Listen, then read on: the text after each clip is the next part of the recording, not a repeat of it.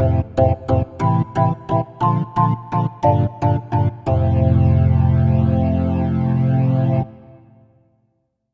my fellow minor league nerds, and welcome to the latest episode of Minor League Nerd Shorts. On this episode, I will talk about a team that there really isn't too much information about out there. It's the DeLand Red Hats. There were two incarnations of the team. The first version played in the Class D Florida State League from 1936 through 1941, when the entire league folded. They then moved over to the Class D Florida East Coast League for the 1942 season, folding along with the entire league. They were revived in 1946 when the Florida State League started back up, once again with a D classification. This is the same incarnation of the league that still exists today. In their first 3 seasons, from 1936 to 1938, they were simply known as the Reds, being affiliated with the Cincinnati Ball Club those first 2 years and moving into the Chicago White Sox organization in 1938.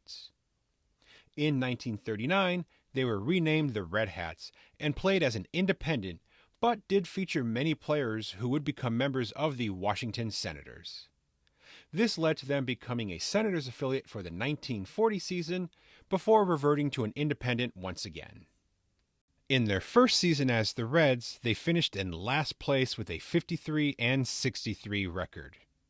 In 1937, they qualified for the playoffs with a 74-65 record, but were knocked out of the playoffs in the first round by the Sanford Lookouts. 1938, their last season as the Reds, saw another sub-500 finish.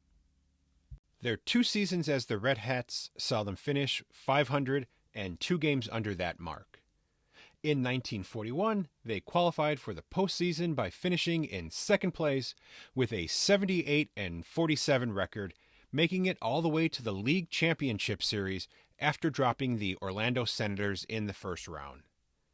They ended up falling to the Leesburg Anglers in 5.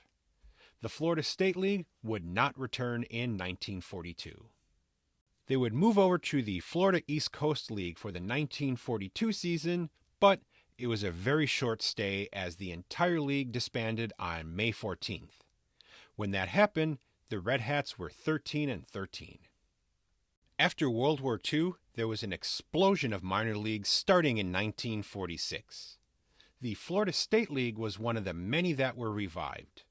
The Red Hats would be members for the first 9 seasons and were pretty successful, playing as an independent with no major league affiliate in all 9 seasons. In the first 2 seasons, they would make it to the postseason, but fell ultimately to the league champions both times, the Orlando Senators in 1946 and the Gainesville G-Men in 1947.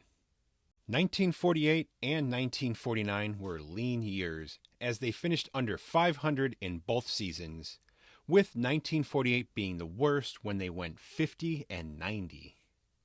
Things improved in 1950 and 1951 when they won back-to-back Florida State League championships, getting revenge against the G-Men in 1950 and the Senators in 1951. The biggest star to play for the Red Hats during this time was probably Al Purtle, a career minor leaguer who spent his entire 10-year career playing in the Florida State League. The team posted an 82-57 record in 1950, while he batted .345 and had 38 doubles.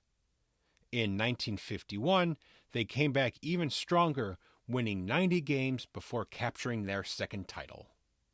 1952 was an even better season as they went 95-40, finishing on top both halves of the season.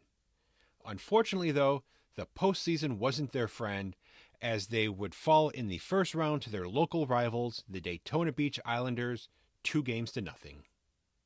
1953 would see them win the second half division title, finishing with an overall record of 78-56. But once again, they would fall to the Daytona Beach Islanders 3-1 in the championship series. Their last season of 1954 saw them finish with the second best overall record, going 77-62, but they failed to qualify for the postseason as they did not win either half-division title. Attendance was never really strong for the Reds or the Red Hats. Their biggest season was 1947 when they drew just over 60,000 fans.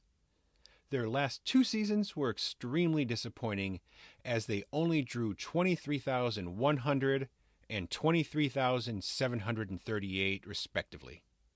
Attendance was down across the Florida State League and most of baseball due to the growth of television. This led to the team moving to Gainesville, Florida, where they became the third incarnation of the G-Men, lasting an additional 4 seasons before folding completely following the 1958 season. DeLand would not host another pro ball club until 1970 when the San Diego Padres decided to move their Florida State League team, the Key West Padres, to DeLand, renaming them the Sun Caps. They would finish in last place in the West Division with a 55-77 record before returning to Key West for the 1971 season. DeLand would not host another professional team full-time, though the Daytona Cubs would play a few games there during the 2004 season. During their entire existence, they played at Conrad Park, which was also the home of the Stetson University Hatters. That ballpark was raised in 1998 and is today home to Melching Field at Conrad Park. Well, my fellow minor league nerds, that's going to do it for this episode. Be sure to like and subscribe if you would like to receive a notification every time a new episode is uploaded. Until next time, stay safe, and remember to never stop supporting minor league baseball and never stop learning about minor league baseball history.